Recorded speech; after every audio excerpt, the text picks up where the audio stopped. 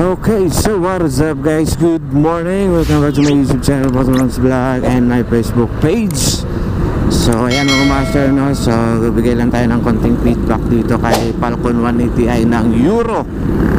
Alright, so una sa lahat mga master, first time kong mawak ng scooter na motor. Ayan, puro tayo di-clutch na motor. So ito ang kauna-una akong scooter na nahawakan, si EDV Falcon 180i, no? So ngayon, nagustuhan ko siya kasi yung sitting position niya pang-touring talaga yung datingan. Malamang kaya nga ADV, diba? Adventure, diba? So ayan, very responsive naman yung throttle niya, yung takbo niya, okay, solid. So wala naman tayo naging problema sa 2 weeks old. 2 weeks pa lang to sa atin mga master, si Shadow.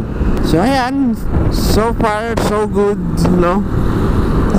Okay naman manakbo, wala namang diferensya. And then nagustuhan ko sa kanya kasi hindi ko alam kung para saan tong switch button na to. So hindi ko nabasa sa manual.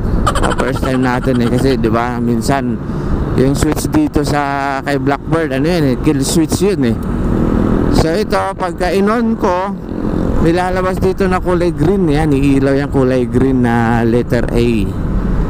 So pagka nasa stoplight tayo, namamatay siya, automatic namamatay. So hindi ko na alam kung anong purpose nun kasi first time natin na mga makahawak na itong scooter, no? So grabe, napaka-advance niya. So okay naman malakbo, wala, hindi tayo binigo sa 180cc na ni Falcon, no? So goods, all goods pa. So ano pa natin, monitoring pa tayo, no?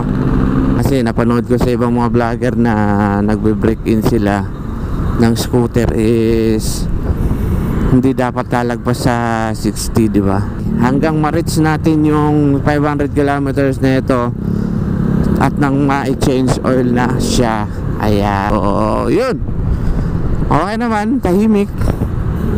Grabe, napakatahimik ng makina na itong Shadow. So dito nanibago talaga ako. Grabe ang tuwa ko nung na test drive ko na to. Unang araw na iuwi ko to.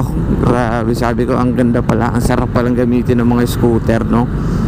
Ayan, tingnan natin sa mga susunod na mga araw kung anong magiging issue nito ni Shadow, no? So monitoring pa rin tayo, no? So yan, peace.